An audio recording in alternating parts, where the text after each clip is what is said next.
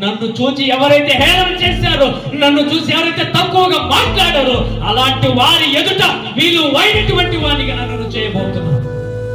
హల్లెలూయా.